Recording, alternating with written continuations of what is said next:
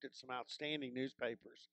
Uh, in Detroit, the Boston Globe, USA Today, and now is one of the lead writers in the college sports and especially college football for the Athletic. And I just got finished telling you, even though I do a site, a college site on the Sports Illustrated network, and I hope nobody heard me say it. If you don't subscribe to the Athletic, you're missing the best sports journalism that's out there right now. Nicole, good morning. How are you? I'm hanging in there. Hopefully you are too. You know what? Today's usually I do my radio show on remote virtually every day. I mean, maybe a handful of times during the year, I'm actually in studio. Mhm. The last 2 months, since March 19th, every day I've been in my office at home doing the show. Today is the first day out. We're at an automobile dealership that is one of our advertisers here in Kingfisher, and it's a big Dodge Chrysler um, Jeep dealership, and it feels good to be out. I mean, I don't know if I'm too soon, but it feels good to be out. As far as your neck of the woods, what's it like? I'm in Chicago, and we're still in shelter in place, but the weather is nice today, so that makes such a big difference. I found, and I'll probably take the dog for a nice long walk around and feel a little bit better. But yeah, we're still probably. I think everyone thinks that June 1st is going to be our day that we're going to be allowed to go back out and about. Yeah, you're in Big Ten country, and more at Mhm. least one president and several athletic directors have circled June 1st as the magic day in the Big Ten.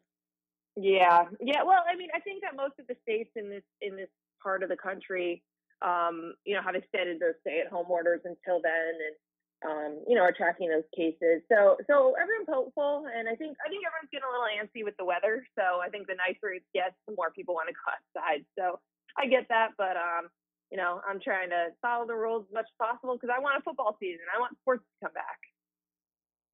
Yeah, I agree. I read your bio where you like spending the times you weren't playing sports on the couch with your dad watching games and kind of a sports fanatic. Now, being from Jersey, I'm a little curious what the mix for you is on pro sports versus college sports, because I think of Jersey as being more of a pro sports area, but you certainly have excelled and enjoyed covering the college game. Yeah, well, I did grow up a pro sports fan. We were big Yankees fans. My dad had Jets season tickets. I really didn't follow college sports except, March Madness until I went to Michigan. And, when you're at a big time state school, it's hard not to become obsessed with it and learn more about the history and all of that. But that's where I kind of, stumbled into the student newspaper and got into covering sports as well. But part of the reason I wanted to go to Michigan was for that sports experience. It was foreign to me, so it was actually very fun to get to kind of reschedule your weekends. You're busy on Saturdays and you're more free on Sundays instead of the other way around, and learn about historical context, other teams, other coaches, and all of that. It's like kind of finding a new sport when you're 18. Nicole Auerbach from The Athletic with us, and let's just dive into it. I read Andy Staples' story this morning about using the sentence "I don't know," which I've always Hmm. used it a lot, but I have used it more during COVID-19. There's no doubt about it, especially in reference. The question I get probably the most often is maybe the same one you get: are we going to see a college football season? Uh, Even my wife has weekly Zoom conferences with her family, and there's a couple of Sooners on that. There's a couple of Longhorns, and there's a bunch of Texas Aggies. And I mean, every week on that, they want the update. How close are we to having a college football season? What are your thoughts? I mean, I know you don't have anything ironclad. None of us do, but where are you on that?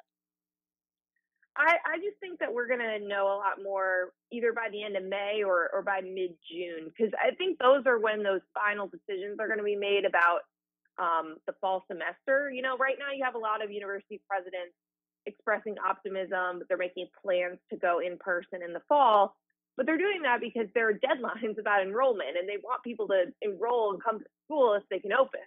And people don't want to, maybe they're going to do gap years if they're nervous about public health, or they don't want to do it if it's just virtual classes. So, the optimism is good, but I think in the next, 30, 45 days, we'll actually get to the point where schools will have to know for sure if they can open and on what day. And those dates are the important things when you talk about football, because, I've talked to different medical experts and a lot of athletic directors have gotten the same information, that ideally you need 6 weeks to have your athletes back on campus, because they're not in their strength and conditioning programs is nowhere near what they're used to. So they need time to ramp up and build up from a conditioning test standpoint, build up that strength so they can go full speed, full pads in a game. So you need to know that start date of, when can students come back on campus, and then you go back 6 weeks. They could do it in 4, but let's say it's 6, and then figure out, what is really feasible. I think those decisions with the specific dates and, again, the idea of starting relatively on time, those decisions are going to have to be made by the middle of June. And I think that, right from now until then, it's just going to continue to be more and more speculation. And, again, yeah, the people who say, I don't know, those are the people who are telling you the truth. They're not trying to project excessive optimism. They're not trying to be a downer. Everyone's projecting out all of these different models and these different contingency plans, but they don't know what's going to happen. So they're waiting until we have more data from public health officials, and then you have more information in terms of our state's going to have certain restrictions and gathering size limits and things like that. They need to know that a month from now, and that's just not something that they can guess at, because those are the things that are going to determine, whether or not you can have a football practice, whether or not you can have gatherings, put college students back in dorms, things like that. So, it's not, it'd be more fun to take a guess, but, we really just, we need these 30 to 45 days to get the data points for the decisions to be made. So I really, can't say. I mean, I think it's hard to imagine things starting absolutely on time as if there's been no disruption here. But, that hasn't been ruled out yet, because, we don't have those start dates, and we don't know what the day is that people return to campus. So technically that is still on the table. Nicole Auerbach with us. She has TV experience, been with the Big Ten Network, and has done a lot of television just on the side during her time with USA Today and with The Athletic.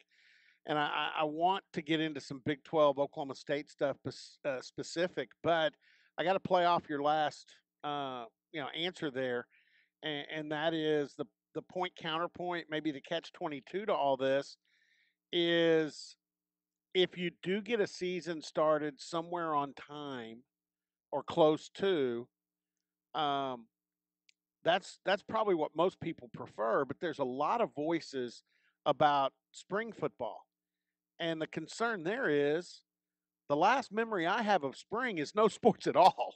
And Bob Bowlesby has been one of the the commissioner of the Big 12, been one of the proactive people talking about a rebound or a backlash or a second coming of the virus.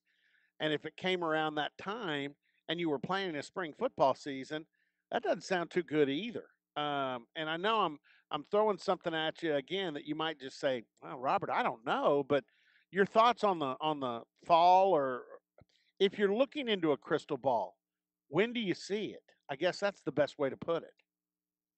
Well, I think the reason that people are talking about, spring season is because, as we all know, we've seen the numbers and you've seen the impact already. Like, we all know how important having college football plays is to these athletic departments, and just for them to be able to run, for them to be able to sponsor other sports.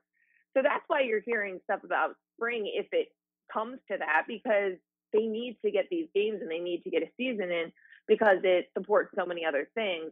I think there are a lot of issues with spring, and you've seen different, again, very vague templates of, kind of when and how you do it, but it would be really hard to do that and expect, all the draft eligible guys like a Trevor Lawrence to play a college season. I mean, I would imagine that a lot of those guys would just go and train for the draft at that point.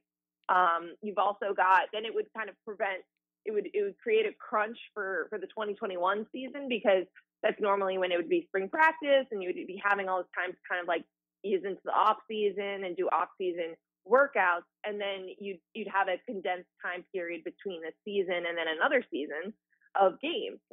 So I don't think that's what anyone would love to do. I think the ideal, people obviously, yes, you'd like to have a normal season as possible. But you're hearing other things about, do you just play a conference schedule? Do you play X amount of games, condense it, but still get it done, as close as you can to the fall? I think that's more appealing because it doesn't affect the 2021 season as much, and maybe you can keep some of those draft eligible guys playing college football for that season. But yeah, these are all things that are going to get worked out. The reason you're hearing about all the contingency plans, all these different models, is because people don't want to get to a point where you can't play anything, right? Because no money coming in from the media companies that broadcast these games, no money coming in from fans coming and ticket sales. You don't want to get to the point where you're getting nothing from either of those. So people are going to get creative, and people are going to think about things that they probably wouldn't have, or maybe are even saying right now publicly that they don't want to think about. If it gets to that, people are gonna look at these options. Yeah, I'm going to substitute. I'm going to get more local with you, and I'm going to substitute Trevor Lawrence for Chuba Hubbard, Tylan Hmm. Wallace, some names like that play at Oklahoma State, and I'm going to throw in the Mike Gundy thing here because Mike Gundy got taken to task by a lot of the national media after his teleconference early on in the COVID-19. If you read the whole transcript, his first 20 minutes were all about thanking his support staff, the first responders, the medical professionals in Oklahoma, said everything right. And then when he started on, but we need to have a football season, he went down the road that got him crucified. Yet, a lot of the things he said back then have been said by a lot of other people since that have not been taken to task like Gundy was. You cover the national perspective. Tell me what you think on Mike Gundy. Well, I think that what was the reason he got criticized was, he's out there saying, I think he put, wasn't it a May 1st deadline? He expected to have, his football players back on campus. Yeah, Said that, wasn't that the day? Yeah. May Is 1st that was right? when he wanted his staff back in the building and back working, and then players as soon as you could after. Right. Which So that I mean, that was yeah that was a very accelerated time period, especially as you're listening to public health officials throughout the country. Um, it came across as just saying, well, our football players, we need them to play.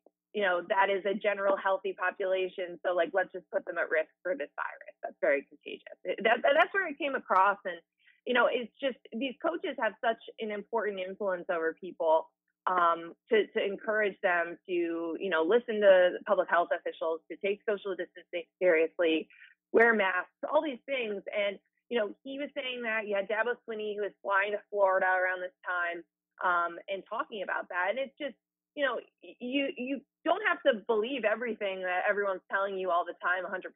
But when you're a public figure and people are looking to you, for how you're handling it and what you're saying about things, I think that bothered people. And then, also referring to coronavirus the way that he did, and what he called it. So, I mean, those were the reasons that, he received the backlash. It wasn't, because something was taken out of context. I mean, I think everyone's heard all the other coaches talk about, what their players are going through, and how they're handling things and what they're trying to do to make sure everyone can get through these things, and thanking public health officials. But, public officials and public coaches and, these people that, so many people look up to, have to be really careful with, what you're saying publicly and how you're presenting it, especially when something is super contagious. And, there is parts of the country that, at that point aren't, sheltering in place and aren't taking it as seriously. And, you just want to be as respectful and responsible for your neck of the woods as possible. And I think that's where the criticism came from. finishing up with Nicole Auerbach from the Athletic, and this is a big question. I know it was handled in a story. I think you were part of the writing on this story, and it's one that's been floated out there for the better part of a month. If football comes back, is it possible that college football will come back being played in some conferences and in some parts of the country and not in others. For instance, California is kind of tough. There have been some tougher places out west. I don't know if it has anything to do with college campuses because it was more of a an elderly retirement situation, but up in Seattle, Washington, where there were a number of deaths early on. Then you talk about New York, and Syracuse being in the ACC is in a lot different place than maybe North Carolina State or Wake Forest or Duke or somebody like that.